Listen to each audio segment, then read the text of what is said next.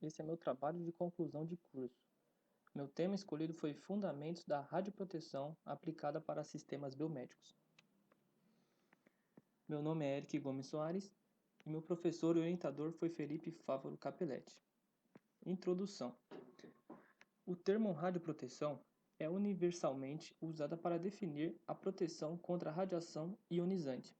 O objetivo da radioproteção é prevenir ou reduzir ao máximo os danos causados pela radiação, sem limitar seus benefícios na aplicação na medicina diagnóstica.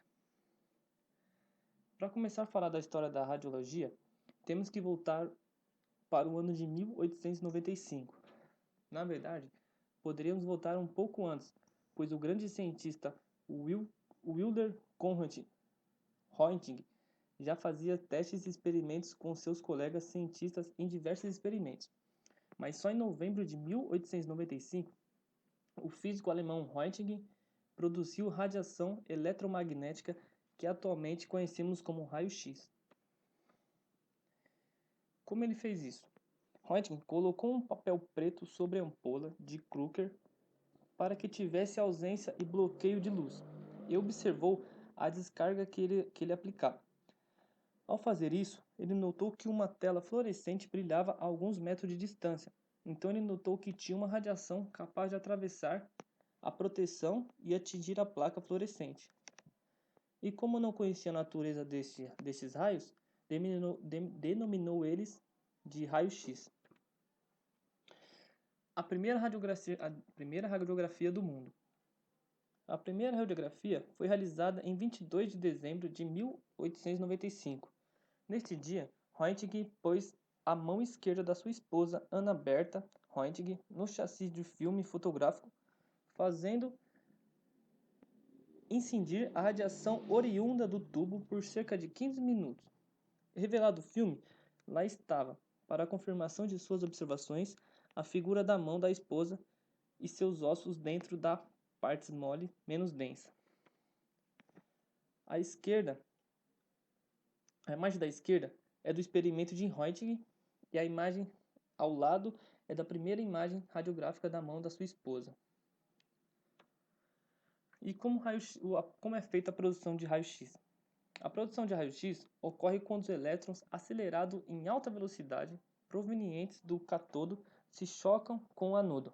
Nesse processo, podemos ter a formação de dois tipos de radiação, chamados radiação característica e radiação de frenamento. A ocorrência de um ou de outro tipo de radiação vai depender da maneira como o elétron incidente proveniente do cátodo vai interagir com o átomo do material do anodo.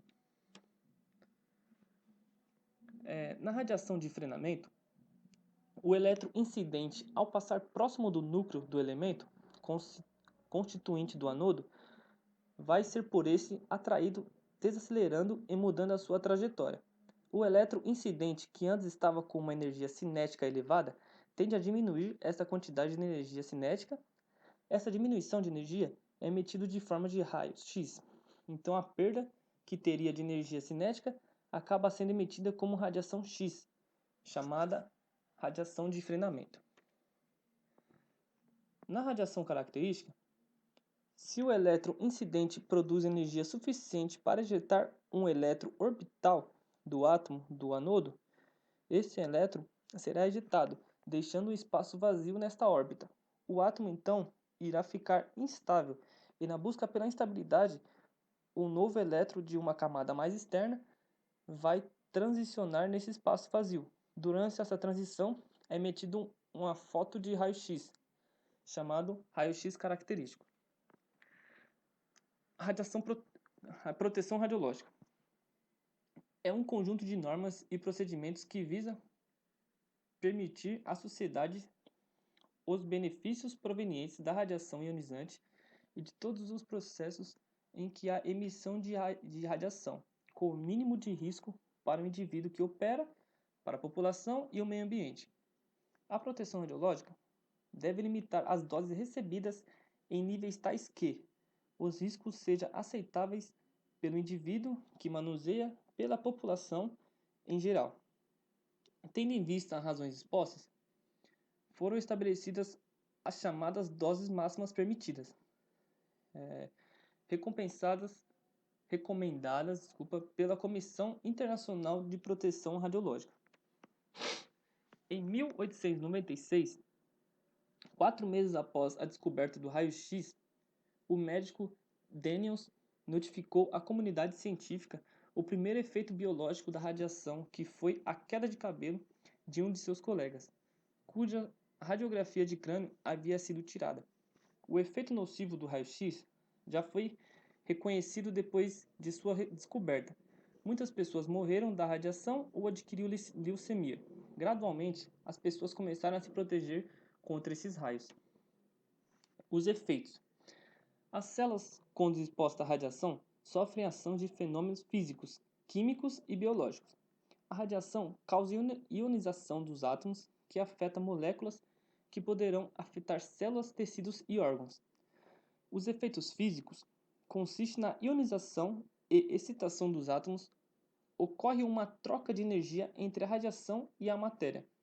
Os efeitos químicos consistem na ruptura de ligações químicas nas moléculas e formação de radicais livres.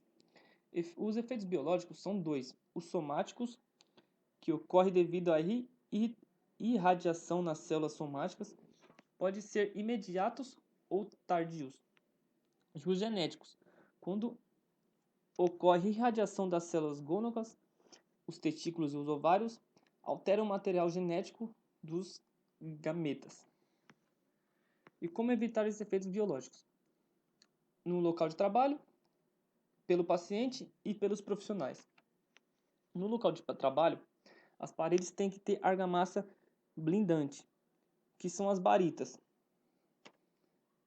Também pode ser usado o lençol plumífero, que é como se fosse um chumbo nas paredes.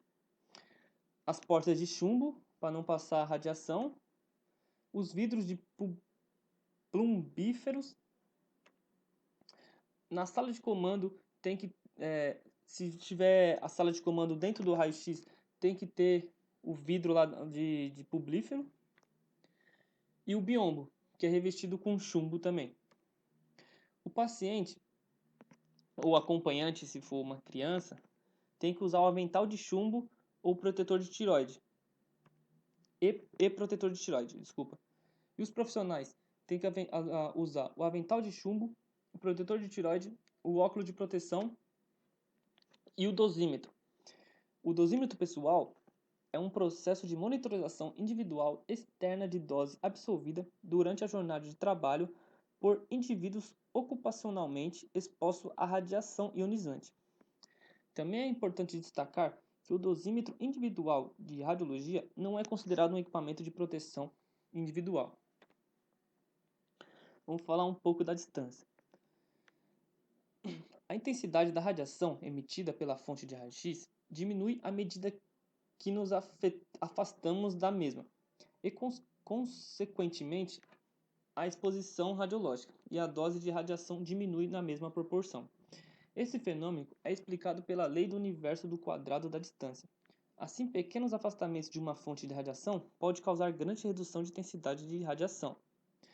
A lei do inverso do quadrado da distância deve sempre ser utilizado como forma de proteção, pois consiste num meio rápido, barato, seguro e de fácil aplicação. Agora vamos falar do ALARA, que a tradução para o português fica tão baixo quanto razoavelmente exequível. A proteção radiológica deve ser otimizada de forma que a magnitude das doses individual e o número de pessoas expostas e a probabilidade de ocorrência de exposições mantenham-se tão baixo quanto possa ser razoavelmente possível, considerando os fatores socioeconômicos. Aqui estão minhas bibliografias e meus agradecimentos. Agradeço primeiramente a Deus por me ajudar nessa nova etapa concluída em minha vida.